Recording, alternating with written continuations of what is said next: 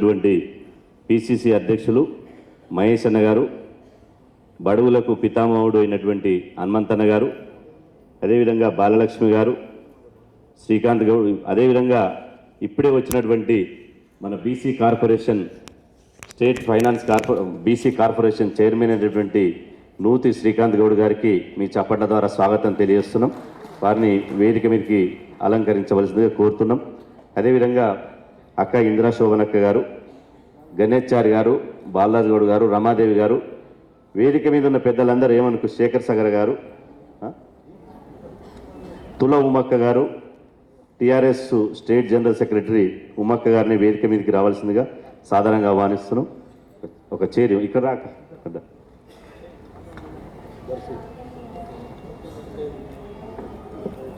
వాస్తవంగా కొంత ఆలస్యం జరిగింది, మన్నించండి.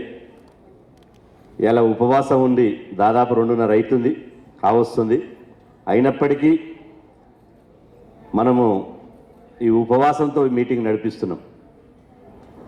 నేను అంటున్నా, దేవుళ్ళ పేరు మీద మనకి ఇష్టమైన వెంకటేశ్వర స్వామి అయితే శనివారం ఉపవాసం ఉంటాం, బేస్తవారం అయితే షిరిడి సాయిబాబా పేరు మీద ఉపవాసం ఉంటాం, సోమవారం అయితే శివుని పేరు మీద ఉపవాసం ఉంటాం, మంగళవారం అయితే ఆంజనేయ స్వామి పేరు మీద ఉపవాసం ఉంటాం, శుక్రవారం అయితే మహాలక్ష్మి పేరు మీద ఉపవాసం ఉంటాం, వ్రతాలు నోములు చేస్తాం.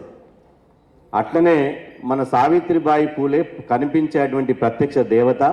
ఆ దేవత కోసం మనమందరం ఇలా ఉపవాసం ఉందామని చెప్పి ఈ సందర్భంగా మీకు అందరు విజ్ఞప్తి చేస్తున్నా. మాది అయితే మాకు లెక్కలేదు, మా బతుకంతా రోజు శివరాత్రి మాకు. ఎందుకంటే ఉద్యమాలలో ఉండి సమయానికి తిన్నది కొద్ది, ఎప్పుడో 4-5 సార్లు చెప్పవచ్చు. వాస్తవంగా ఈరోజు సావిత్రిబాయి పూలే గురించి చిరంజీవి సారు, అదేవిధంగా జస్టిస్ ఈశ్వర్య గారు చాలామంది చాలా విషయాలు చెప్పారు. ముందుగా కాంగ్రెస్ ప్రభుత్వానికి సావిత్రిబాయి పూలే జన్మదినాన్ని పురస్కరించుకొని జనవరి 3వ తేదీని తెలంగాణ రాష్ట్రంలో ఉమెన్స్ టీచర్స్ డేగా ప్రకటిస్తూ జీవో నెంబర్ 9ని విడుదల చేసినందుకు రాష్ట్ర ప్రభుత్వానికి, గౌరవ ముఖ్యమంత్రి రేవంత్ రెడ్డి గారికి, అదేవిధంగా గౌరవ క్యాబినెట్కు, అదేవిధంగా పిసిసి అధ్యక్షులు మహేష్ అన్న గారికి, హనుమంతన్న గారికి, అదేవిధంగా మెట్టు సాయి కుమార్ గారికి, శ్రీకాంత్ గారికి ప్రత్యేకంగా మరొకసారి గట్టిగా చప్పట్ల ద్వారా ధన్యవాదాలు తెలియజేస్తున్నాం. ఎందుకంటే మాకే రాజకీయ పార్టీలతో సంబంధం లేదు, మాకే పార్టీలో మెంబర్షిప్ లేదు. మంచి చేసినప్పుడు బరాబర్ మంచి చేసిందని మంచిగా మేము ప్రేజ్ చేస్తాం, ధన్యవాదాలు తెలుపుతాం. మంచి చేయనప్పుడు ఖచ్చితంగా నిలదీస్తాం, అడుగుతాం, కడుగుతాం, అది గ్యారంటీ. ఎందుకంటే జాతి కోసం ఖచ్చితంగా 2.5 దశాబ్దాలుగా నిలబడ్డాం, భవిష్యత్తులో కూడా నిలబడతాం, అందులో ఎలాంటి సందేహం లేదు. ఈరోజు ఇలా బాబు సైలెంట్గా ఉండవా. ఈరోజు సావిత్రిబాయి పూలే జయంతి సందర్భంగా నేను రాష్ట్ర ప్రభుత్వానికి విజ్ఞప్తి చేస్తున్నా. పూలే సావిత్రిబాయి పూలే ఇద్దరు ఆదర్శం దంపతులు, పుణ్య దంపతులు. కాబట్టి హనుమంతన్నే అంబర్పేటలో పెట్టాడు. కాబట్టి ఇద్దరు విగ్రహాలను హైదరాబాదులో మనకందరూ తెలుసు, తెలంగాణ వస్తే ఆంధ్ర వాళ్ళ విగ్రహాలు కోదాడ పొలిమర దాటిస్తామన్నారు. అప్పుడు కేసీఆర్ గారు దాటియలే. ఎవరిని ఏ పొలిమర దాటియద్దు, ఉండనియండి. కానీ ఈ పుణ్య దంపతుల విగ్రహాలు వీళ్ళ పేరు మీద కనీసం ఒక 5 ఎకరాల భూమి కేటాయించి పూలే సావిత్రిబాయి పూలే నాలెడ్జ్ సెంటర్ ఏర్పాటు చేసి అందులో వారి విగ్రహాలను, కాస్య విగ్రహాలను, నిలువెత్తు 20 అడుగుల విగ్రహాలను ఏర్పాటు చేయాలని చెప్పి ఈ సందర్భంగా రాష్ట్ర ప్రభుత్వాన్ని విజ్ఞప్తి చేస్తున్నాం. ఎందుకంటే భవిష్యత్ తరాలకు వాళ్ళ చరిత్ర తెలుస్తుంది. భవిష్యత్ తరాలకు వాళ్ళ చరిత్ర తెలవాలంటే ఇలా ఖచ్చితంగా వాళ్ళ విగ్రహాలు ఉండాలి.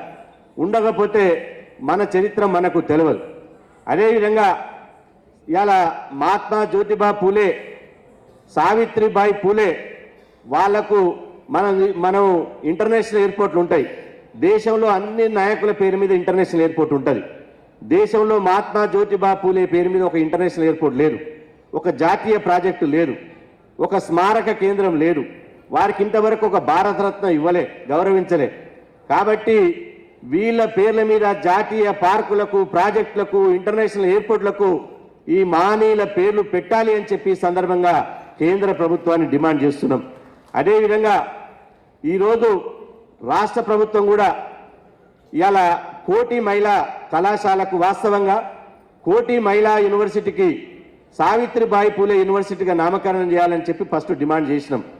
కానీ ఇదే సమయంలో మన సోదరులు చాకలి ఐలమ్మ పేరు కోటి మహిళా యూనివర్సిటీకి పేరు పెట్టారు. అందుకు ధన్యవాదాలు తెలుపుతున్నాం. వీరనారి చాకలి ఐలమ్మ కూడా మా బీసీ బిడ్డే. కాబట్టి మేము ఆ డిమాండ్ను పెట్టలే.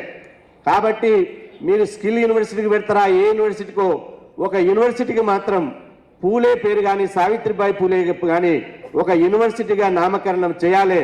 ఇవాళ ఎందుకంటే సమ్మక్క సారక్క పేరు మీద గిరిజన యూనివర్సిటీ ఏర్పాటు చేశారు. అదేవిధంగా ప్రగతి భవన్ కేసీఆర్ ఉన్నటువంటి ప్రగతి భవన్, ఆ ప్రగతి భవన్కు మహాత్మా జ్యోతిబా పూలే భవనంగా మార్చారు. ఇలా మంచి చేస్తారనే నమ్మకం ఉంది. కులగణన చేశారు. కులగణన చేయడం కోసం అనేక కుట్రలు అడ్డుకోవడానికి అనేక కుట్రలు చేశారు. ఆ కులగణన అడ్డుకొని ఇలా కులగణన విజయవంతమైంది. ఇంకా నా విజ్ఞప్తి ఏంటంటే కులగణన దాదాపు ఇంకా చేయనటువంటి వాళ్ళు ఉన్నారు. బీహార్ రాష్ట్రంలో ఒకటోసారి చేశారు, రెండోసారి చేశారు. ఒకటోసారి మిస్ అయినటువంటి సంచార జాతులు కానీ ఇంకెవరైనా వలసమైనటువంటి వాళ్ళు కానీ ఇంకెవరైనా ఉంటే రెండోసారి అటెండ్ అయ్యారు. గౌరవ ముఖ్యమంత్రి రేవంత్ రెడ్డి గారు 98% కులగణన కంప్లీట్ అయిందని చెప్పడం జరిగింది. ఆ కులగణన 100% సంపూర్ణంగా కావాలంటే మరొక వారం రోజులు ప్రత్యేకంగా ఒక షెడ్యూల్ విడుదల చేసి సంపూర్ణంగా కులగణన చేసిన తర్వాత స్థానిక సంస్థల్లో 42% రిజర్వేషన్ పెంచిన తర్వాతనే ఎన్నికలకు వెళ్ళాలి అని చెప్పి రాష్ట్ర ప్రభుత్వాన్ని మనందరి ద్వారా ఇలా విజ్ఞప్తి చేస్తున్నాం. ఈరోజు బీసీల పరిస్థితి ఏంటంటే మన గురించి ఇంకోళ్ళు మాట్లాడుతున్నారు. మన గురించి ఇలా కాకి నోట కోకిల రాగం వస్తుందా? మన గురించి ఎవరో ఇలా దారిన పోయేటువంటి వాళ్ళు బీసీల గురించి మాట్లాడితే నడుస్తుందా? వాళ్ళే రిజర్వేషన్ తగ్గించారు, వాళ్ళే బీసీలను రాజకీయంగా గొంతు కోశారు. అయినా బీసీలకు మేం చేస్తామని చెప్పి ప్రగల్భాలు వలుపుతున్నారు. వాళ్ళ మాటలు బీసీ సమాజం ఎవరు నమ్మొద్దు అని చెప్పి సందర్భంగా నేను విజ్ఞప్తి చేస్తున్నా. ఎస్, మాట్లాడేది ఉంటే మా బీసీ బిడ్డలు మాట్లాడాలి. ఇవాళ నేను అంటున్నా, గొర్రెల మందకు తోడేళ్లు కాపలా ఉంటాయా? మీరు చెప్పండి. గొర్రెల మందకు తోడేళ్లు కాపలుంటాయా? అవకాశం వచ్చినప్పుడు బయటకు వచ్చిన గొర్రెని మింగుతూనే ఉంటాయి తప్ప ఇవాళ ఎవరు కూడా గొర్రెలను తోడేళ్లు కాపాడాయి. ఈ తోడేళ్లు బయలుదేరినాయి. తోడేళ్లు బయలుదేరి నక్క వినయంతో ఇవాళ మారు వేషంలో వచ్చి మేము బీసీలను కాపాడతామంటున్నారు. 10 సంవత్సరాల్లో ఎందుకు పూలే విగ్రహం పెట్టలే? మాట్లాడాలి. మా బండ ప్రకాష్ మాట్లాడతారు ఒక బీసీ బిడ్డ, మా మధుసూదన్ చారి, మా శ్రీనివాస్ గౌడు, అదేవిధంగా వద్దురాజు రవిచంద్ర, ఎవరైనా మాట్లాడొచ్చు. కానీ బీసీల విషయాలు కూడా మేము హైజాగ్ చేస్తామని చెప్తే ఇలా ఎవరు నమ్మేటువంటి పరిస్థితి లేదు. దయచేసి అట్లాంటి పిచ్చి వేషాలు వెయ్యొద్దు అని చెప్పి సందర్భంగా నేను విజ్ఞప్తి చేస్తున్నా. సావిత్రిబాయి పూలే ఆశయం ఏంది? ఇవాళ నేను అంటున్నా, ఒకరే ఇక్కడ ఇందిరా పార్క్ దగ్గర ఒకరు ధర్నా చేస్తున్నారు. ఎందుకు ధర్నా చేస్తున్నారు? నేను అంటున్నా, మనకు జయంతులు, మహనీయుల జయంతులు అంటే ఒక పండుగ దినం, మనకు ఒక పవిత్రమైన దినం. ఒక మాటలు చెప్పాలంటే జ్యోతిబా పూలే అయినా, అంబేద్కర్ అయినా, సావు మహారాజ్ అయినా, చాకలైలైనా, దొడ్డి కొమరే అయినా, కొండ లక్ష్మణ్ బాబుజీ అయినా, ఓ కృష్ణస్వామి ముదిరాజ్ అయినా, అదేవిధంగా ఒక సావిత్రిబాయి పూలే అయినా ఒక పవిత్రమైనటువంటి దినం ఈరోజు మనకు. ఆ దినం ఇవాళ పండుగ నాడు పాయసం వండుకుంటాం తప్ప, పండుగ నాడు పరమన్నం వండుకుంటాం తప్ప, పండుగ నాడు ఎవరైనా తద్దినం పెడతాడా? అక్క మీరే చెప్పాలి. పండుగ నాడు ఎవరన్నా తద్దినం పెడతారా? ఎవ్వరు పెట్టరు. కానీ ఇందిరా పార్క్ కాడ నేను తద్దినం పెడతా అని సావిత్రిబాయి పూలే జన్మదినం సందర్భంగా ఒక ఆమె లిక్కర్ రాని బయలుదేరింది. ఇవాళ నేను అంటున్నా, ఇవాళ బీసీల సమయం లేదు. నేను 1 నిమిషం మాట్లాడి ముగిస్తా. బీసీలు ఎవరికి లోకువ కాదు, బీసీలు బలహీనం కాదు. బీసీలు అంటే బ్యాక్వర్డ్ క్లాస్ కాదు, బీసీలు అంటే బ్రిలియంట్ క్లాస్ అనే విషయాన్ని ఎవడు కూడా మర్చిపోద్దని చెప్పి సందర్భం గుర్తు చేస్తున్నా. బీసీలు అంటే బిగ్గెస్ట్ క్యాస్ట్, అదే సమయంలో బీసీలు అంటే బెస్ట్ క్యాస్ట్. బీసీల పరిస్థితి ఎట్లా ఉంటుందంటే, నేను ఒక చిన్న ఉదాహరణ చెప్తా. చెప్పుల షాపుల, ఫుట్వేర్ల చెప్పుల షాపులో ఒక సేల్స్ మెన్ ఉంటాడు. ఆ సేల్స్ మెన్ ఏం చేస్తాడు? మనం చెప్పులు కొనుక్కొని పోయేటప్పుడు మన చెప్పు సైజు చూడడానికి మన కాళ్ళు పట్టుకుంటాడు. మేడం, మీ చెప్పు సైజు ఎంత? సార్ మీ చెప్పు సైజ్ ఎంత, ఇది సూటబుల్ అవుతుందా, ఇది సూటబుల్ అవుతుందా అని చెప్పి మన కాలు పట్టుకొని చెప్పును సూటబుల్ అయిందా లేదా అని చెక్ చేస్తాడు. చెక్ చేసిన తర్వాత ఇవాళ అయిపోతుంది, సేల్ తీసుకుంటాడు, అవి వెళ్ళిపోతాడు. అదే సేల్స్ మెన్ బయటకు వచ్చిన తర్వాత, చెప్పుల షాపు నుంచి బయటకు వచ్చిన తర్వాత నీ కాళ్ళు పట్టుకోమంటే పట్టుకుంటాడా? ఒక్క చెప్పుల షాపు సేల్స్ మెన్ అడగండి, లోపల షాపులో ఉన్నప్పుడు నా కాళ్ళు పట్టుకున్నావు కదా, బయటకు వచ్చిన తర్వాత నా కాళ్ళు పట్టుకో అంటే పట్టుకుంటాడా? తీసి చెంప మీదకి వెళ్ళి చెల్లు అనిపిస్తాడు. అక్కడ నేను చేసింది నా వృత్తి, నేను ఆ దుకాణంలో చేసింది నా వృత్తి చేసిన, బయటికి వచ్చినాక నాకు కూడా సెల్ఫ్ రెస్పెక్ట్ ఉంటుంది, నాకు కూడా ఆత్మగౌరవం ఉంటుంది అంటాడు. ఇవాళ నేను కూడా బీసీ ఉద్యమాన్ని నడిపిస్తున్నంటే ఇవాళ అన్ని పార్టీలు ఉన్న వాళ్ళని దండం పెడుతున్నా. అన్ని పార్టీలు ఎవరు క్యాబినెట్లో ఉన్నా, అయ్యా బీసీల కోసం చేయండి, అయ్యా బీసీలకు రుణాలు ఇవ్వండి, బీసీలకు కార్పొరేషన్ పెట్టండి, బీసీలకు పంచాయతీరాజ్ రిజర్వేషన్లు పెంచండి అని బతలాడుతున్నామంటే మా బలహీనత కాదు, కేవలం మా జాతి కోసం మాత్రమే మీ గదమ పట్టుకొని మాట్లాడుతున్నా. ఇవాళ మాకు చేయకపోతే గల్లా పట్టుకొని మాట్లాడుతున్న విషయాన్ని మర్చిపోద్దని చెప్పి అందరూ గుర్తు చేస్తున్నా. పదవుల కోసం గుర్తుపెట్టుకోండి, మేము పదవుల కోసం పెదవులు మూసుకుంటుంటోళ్ళం కాదు, పైరవీలు చేసేటోళ్ళం కాదు, ఎవరికి భయపడేటోళ్ళం కాదు. 10 సంవత్సరాలు కేసీఆర్ ప్రభుత్వం మీద అగ్గై కొట్లాడినటువంటి ఏకైక సంఘం మా సంఘం, బీసీ సంఘం. ఎక్కడ రాజీ పడలే, ఒక అగ్రకుల నాయకునికి మద్దతు ఇవ్వలే, ఎక్కడ ఓ రెడ్డికి, ఓ ఎలుమకు, ఓ దొరకు ఓటేమని అడగలే. బీసీ జాతి కోసం మా తుది శ్వాస వరకు మా ప్రాణాలను అడ్డం పెట్టైనా సరే మా జాతి కోసం రాజీ లేకుండా రాజ్యాధికారం కోసం పోరాటం చేస్తామన్నటువంటి ఇవాళ సంఘం మా సంఘం అని చెప్పి సందర్భం గుర్తు చేస్తున్నా. దయచేసి కాంగ్రెస్ ప్రభుత్వానికి కూడా ఒక తుఫాన్ వచ్చినప్పుడు 3 హెచ్చరికలు చేస్తారు.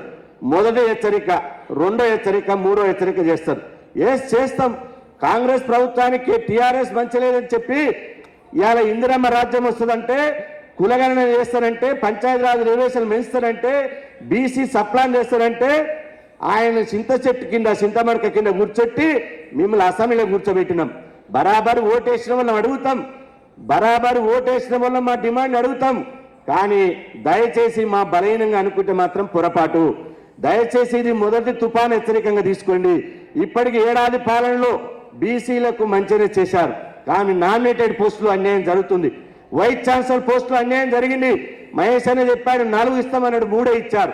జేఎన్టీయూ ఓ రెడ్డికి ఇస్తారు, హైయర్ ఎడ్యుకేషన్ ఓ రెడ్డికి ఇస్తారు. ఎక్కడ చూసినా ఓ రెడ్డికి ఇస్తే బీసీలు అంత ఎందుకు? మార్పు రావాలి, కాంగ్రెస్ రావాలంటే, మార్పు రావాలంటే ఒక మహేష్ అన్న పిసిసి అధ్యక్షుడు చేసినందుకు యావత్తు బీసీ సమాజం అంతా హర్షించింది, ధన్యవాదాలు తెలిపింది. లైన్ కట్టి నాకు లక్షల మంది అన్న మహేష్ అన్న కలుస్తున్నాను. మేము ఇస్తే ఓన్ చేసుకుంటాం, ఇవ్వకపోతే మాత్రం తిరుగుబాటు చేస్తాం. దయచేసి అన్యగా భావించొద్దు. ఇవాళ ఘనంగా ఒక జీవో ఇచ్చింది, రాత్రి ప్రెస్ మీట్ పెట్టి చెప్పిన, మళ్ళీ ఇప్పుడు ఓపెన్గా చెప్తున్నాం. ఇప్పుడు బీజేపీ టీఆర్ఎస్ కూడా ధన్యవాదాలు చెప్పారు. కాబట్టి దయచేసి ఇవాళ బీసీలను తక్కువ అంచనా వేయొద్దు, బీసీలు ఒక సంఘటిత శక్తిగా ఉన్నారనే విషయాన్ని అర్థం చేసుకోవాలని చెప్పి ఈ సందర్భంగా తెలియజేస్తూ ఈ చక్కటి అవకాశం కల్పించినందుకు మీ అందరికీ ప్రత్యేకంగా ధన్యవాదాలు తెలియజేసుకుంటూ సెలవు తీసుకున్నాను. థ్యాంక్ యూ అన్న. గత 20 సంవత్సరాలుగా మీ కృషి ఫలించి సమగ్ర కులగణన